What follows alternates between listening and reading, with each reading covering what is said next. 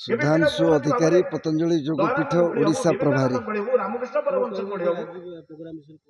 देखो आज हूँ पवित्र मकर संक्रांति। यही पवित्र दिन में समस्त हिंदू समाज को गोटे सूत्र में बांधवाई एक अभिनव प्रयास। संस्कार संस्कृति बंचिले ही हिंदू समाज बंचिब, यही वार्ता को आज मंजूरी दि जाऊँगी।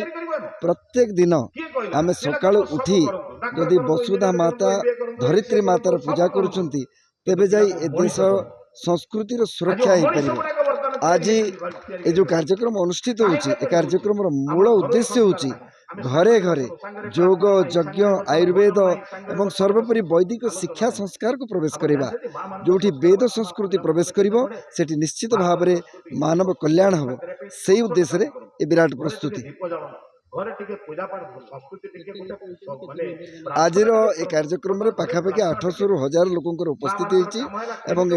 सकाले वैदिक यज्ञ ए कार्यक्रम आरंभ है एवं वेद संस्कृति उपनिषद एवं आमर गीतार आम संस्कृति संस्कार संपर्क में कौन उल्लेख रही अत्यधिक भाव सामान्य भाषा बोधगम्य भाषा पंडित जी आज वार्ता दौरान। अनेक वाग्मी पुरुष ये उपस्थित अच्छा जो मैंने आमको वार्ता दौरान हिंदू समाज को किभली भाव में आम एकत्रीकरण करी सुरक्षित रखिपर से उद्देश्य रे आयोजन।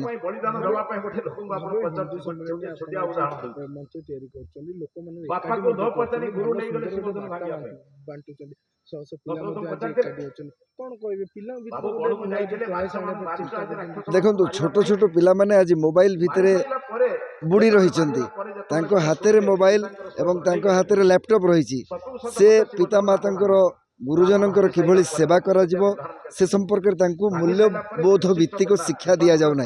से मैकलेस शिक्षा व्यवस्था रे आज ओतप्रोत कर दि जाउची। डाडी मम्मी रो संस्कृति शिखा जाउची। पिता माता गुरुजनकर किभली भाव में सेवा सत्कार करा जिवो से संपर्क में ज्ञान दि जाऊनी। यही मंच माध्यम आम पिलामानंकु सेमानकर संस्कार संस्कृति सभ्यता संपर्क में सूचना देउचु एवं घरे घरे योग को यज्ञ को आयुर्वेद को वेद शिक्षा को प्रवेश करने ये अभिनव प्रयास आम उत्तर पीढ़ी भविष्य पीढ़ी ये गोटे बहुत बड़ कल्याणकारी वार्ता।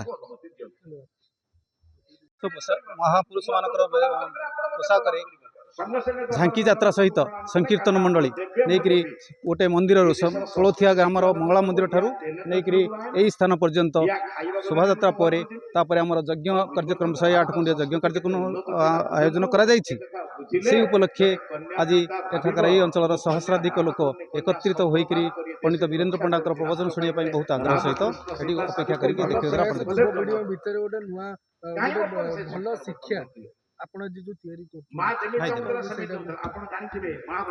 देखु कौन हो आस्ते आस्ते आम पिला माने भट पाठ पढ़ुं किंतु कौन हो परिवार गुड़िक आस्ते आस्ते विक्षिप्त हो जाऊँ।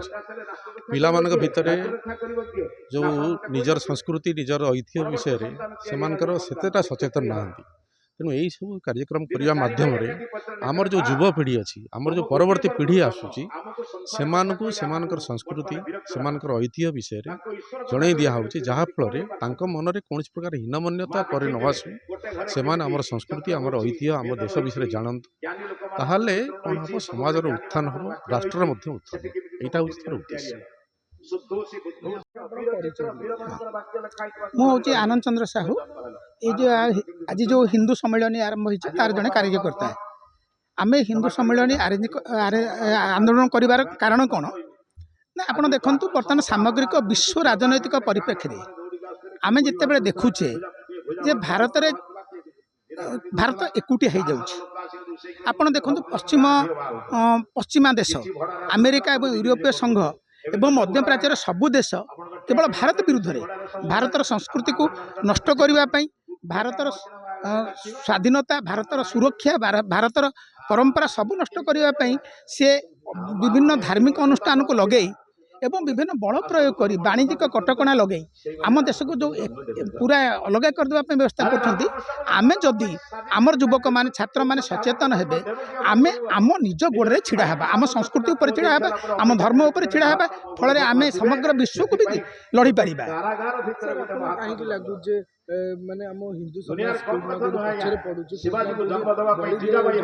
ଆଜିକା ଯୁବପିଢ଼ି ଆଗକୁ ବାହାରିଲେଣି ଆମ ସଂସ୍କୃତି ଆମ ଗର୍ବ ଆମର ଗୌରବକୁ ନେଇକି ଯଦି ଆଗକୁ ପହଞ୍ଚିବା ପାଇଁ ଚେଷ୍ଟା କରୁଛନ୍ତି କାହିଁକି ଲାଗୁଛି ଆମ କଲଚରଟା ପଛକୁ ଆମ କଲଚର ନିଶ୍ଚୟ ଭାବରେ ପଛକୁ ପଡ଼ିଛି। ମୁଁ କହିବି ଆମେ ପାଖାପାଖି 115 କୋଟି ଲୋକ ଅଛନ୍ତି ହିନ୍ଦୁ ଆମ ପୃଥିବୀରେ, କିନ୍ତୁ କେତେ ଜଣ ଗୋଟେ ହିନ୍ଦୁ ଉପରେ ଯେତେବେଳେ ଧରନ୍ତୁ ବାଂଲାଦେଶରେ ଗୋଟେ ଆକ୍ରମଣ ହେଲା କେତେ ଜଣ ବାହାରୁଛନ୍ତି? ତାର ତ ସଚେତନତାର ଅଭାବ। ଆମେ ସବୁଠୁ ଧନୀ, ଆମେ ସବୁଠୁ ଅଧିକ ଜ୍ଞାନୀ, ଆମେ ସବୁଠୁ ଅଧିକ ବିଜ୍ଞାନୀ, କିନ୍ତୁ ଯେତେବେଳେ ଆମର ସମାଜ କଥା ଆସୁଛି ଆମେ ପଛଘୁଞ୍ଚା ଦେଉଛେ, ଆମେ ଡରୁଛେ, ଆମେ ଭୟଭୀତ ହେଇଯାଉଛେ। ତାକୁ ଓଭରକମ୍ କରିକିରି ଆମେ ଯେମିତି ଦେଶପ୍ରେମ କେବଳ ଆମକୁ ରକ୍ଷା କରିପାରିବ, ଆମ ସଂସ୍କୃତି ଆମ ସଂସ୍କାର ଆମକୁ ରକ୍ଷା କରିପାରିବ, ସେଥିରେ ଆଗଭର ହେବା ପାଇଁ ଆମେ ଯୁବ ସମାଜକୁ ଆହ୍ୱାନ କରୁଛୁ। ଶେଷ ପ୍ରଶ୍ନ ଭବ୍ୟ ହିନ୍ଦୁ ସମ୍ମିଳନୀ ଏ ଜିନିଷଟାକୁ ଆଗକୁ ନେବ ନୂଆ ପ୍ରୟାସ କିଛି ଯୁବପିଢ଼ି ଭିତରେ ଆଣିବ, ଛୋଟ ଛୋଟ ପିଲାଙ୍କ ଭିତରେ ଆଣିବ ନିଶ୍ଚୟ, କାହିଁକି ନା ରାଷ୍ଟ୍ରୀୟ ସ୍ୱୟଂସେବକ ସଂଘର ଇଏ ଶତବାର୍ଷିକୀରେ ଯେଉଁ ପଞ୍ଚ ପରିବର୍ତ୍ତନ ପାଇଁ ଆହ୍ୱାନ ଦିଆହେଇଛି, ଆମ ଭିତରେ ସମତା ଭାବ ଏବଂ ଜାଗରଣ ଯେଉଁଦିନ ମୁଁ ଜାଣିବି ଯେ ମୁଁ ଯେଉଁ ସମ୍ପତ୍ତି ରୋଜଗାର କରୁଛି ମୋ ପିଲାମାନେ ଭୋଗ କରିପାରିବେ ନାହିଁ, ବାଂଲାଦେଶ ଭଳି ଅସୁବିଧା ହେବ, ସେତେବେଳେ ମୋତେ ଡେଇଁବାକୁ ପଡ଼ିବ, ଆଗକୁ ଆସିବାକୁ ପଡ଼ିବ, ଯୁବକ ସମାଜକୁ ଆଗକୁ ଆସିବାକୁ ପଡ଼ିବ।